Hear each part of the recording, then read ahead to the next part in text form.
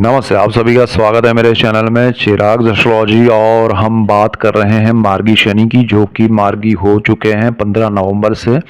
और उसके अच्छे परिणाम क्या है, उसमें किन चीज़ों में ध्यान रखना है, किन चीज़ों में आपको बहुत बेनिफिट होगा, उसकी हम डिटेल में बात करेंगे। और ऐसे ही डिटेल वीडियोस मैं आपके लिए लेके आ रहा हूँ, इसलिए आपको मेरा चैनल चिराग एस्ट्रोलॉजी लाइक करना है, शेयर करना है, सब्सक्राइब करना है और बेल आइकन ज़रूर दबाएं ताकि आपको लाभ हो। और आप सबको लाभ होगा तो मुझे खुशी होगी। यहाँ हम धनु राशि और लग्न के लिए बात करेंगे, Sagittarius, moon sign and ascendant. So Sagittarius धनु वालों के लिए बहुत इंपॉर्टेंट है शनि का मार्गी होना, क्योंकि शनि आपकी कुंडली के तीसरे भाव में वो ऑलरेडी है। और यहाँ आपकी कुंडली के तीसरे भाव में शनि महाराज जो अपनी ही राशि कुंभ में बैठे हैं, वो वक्री थे और उनकी दृष्टियां भी वक्र दृष्टियां थी, और उसका हम एनालिसिस समझेंगे।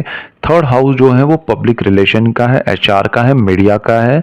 हाँ, आपके खुद के प्रेजेंटेशन को है, खुद को कैसे दूसरों के सामने रखना, आपके ब्रदर सिस्टर का है, आपका कम्युनिकेशन का है। तो आपका वो दायरा जहां आप लोगों से कनेक्ट होते हैं, तो वो इफेक्ट शनि का बहुत बढ़ गया था आपके लिए। वैसे बहुत अच्छा था, आप काफ़ी लोगों से जुड़े हैं, नए लोगों से जुड़े हैं, पुराने लोग भी वापस कनेक्ट हुए हैं। और बहुत सारा कनेक्शन, बहुत सारी चीज़ें आपके सामने आके पड़ी हैं। अब आपको ये शनि मौका देगा कि धीरे धीरे सारी चीज़ें एनालाइज करें, उसको चैनलाइज करें प्रॉपर वे में, और सबके सामने कैसे कम्युनिकेट करें, सबके साथ कैसे जुड़े रहें, उसका एनालिसिस, उसको आपको एक प्लानिंग करना। तो वो मौका अब शनि देंगे। आप शांत मन से हर किसी के साथ किस तरह से क्या रिलेशन मेंटेन करने हैं, क्या बात कहाँ रखनी चाहिए, क्या पुट करना चाहिए, किस वे में, वो आप समझ पाएंगे। तो यहाँ आपको अब शनि शांत धैर्य मन से आपके लिए चीज़ें करने का एक समय देगा, प्लानिंग करने का, उसके अकॉर्डिंग चलने का समय देगा। तो ये आपके लिए बहुत अच्छा एग्जीक्यूशन प्रॉपर होगा, तो आपको उसका लाभ मिलेगा। भाई बहन से आपके रिलेशन बॉन्डिंग स्ट्रांग बढ़ेंगे, अच्छे होंगे और उसका लाभ मिलेगा। शनि जो है वो आपकी कुंडली में थर्ड हाउस के मालिक भी है और मार्गी स्थिति में है। आपने जो साहस पराक्रम किए थे, अब उसका एग्जीक्यूशन अपने आप होगा।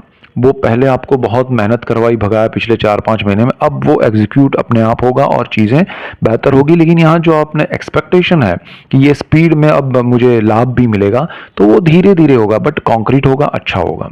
सो आपकी सोच से ज़्यादा बेहतर कुछ अच्छा होने वाला है, सो डोंट वरी। शनि की दृष्टियों की अगर बात करें तो शनि बिल्कुल एक दृष्टि जो कर रहा है वो आपकी कुंडली में, शनि अपने स्थान से तीसरी दृष्टि आपके पंचम भाव पे कर रहा है। पंचम भाव जो है वो आपकी कुंडली का संतान भाव है, आपके प्रेम विद्या संतान का स्थान है, स्टॉक मार्केट का है। और वहां ना 1 नंबर लिखा है जो कि शनि की नीच राशि है मेष, तो उस पर नीच दृष्टि भी थी, वक्र दृष्टि भी है। तो वक्र दृष्टि अब हट गई है, नीच दृष्टि अभी भी है, लेकिन जो वक्र दृष्टि हट गई है वो बहुत अच्छा है, आपके संतानों के लिए अच्छा है। आप के संतानों को अगर जॉब में, बिजनेस में कोई हर्डल्स, प्रॉब्लम्स चल रहे हैं, तो वो उसके सॉल्यूशंस आएंगे, उसमें आपको लाभ, उनको लाभ मिलेगा, उनको आप सही दिशा दिखा पाएंगे, उनसे आपके बॉन्डिंग बढ़ेंगे। दूरी, डिस्टेंस है तो वो कम होगा और एक दूसरे के प्रति आपका लगाव बढ़ेगा, और आप उनसे मिलना चाहते हैं, वो आपसे मिलना चाहते हैं, मिल पाएंगे। So this is the best time for you.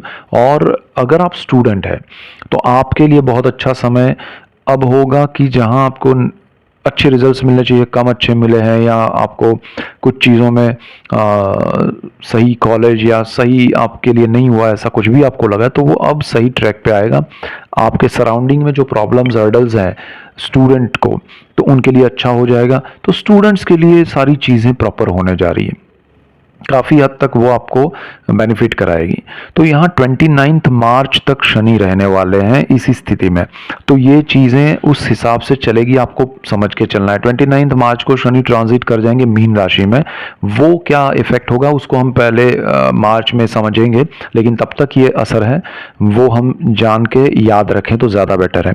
आपके पर्सनल चार्ट और दशाएं अच्छी रही तो और अच्छा बेनिफिट ये शनि का मार्गी स्थिति का इफेक्ट देगा।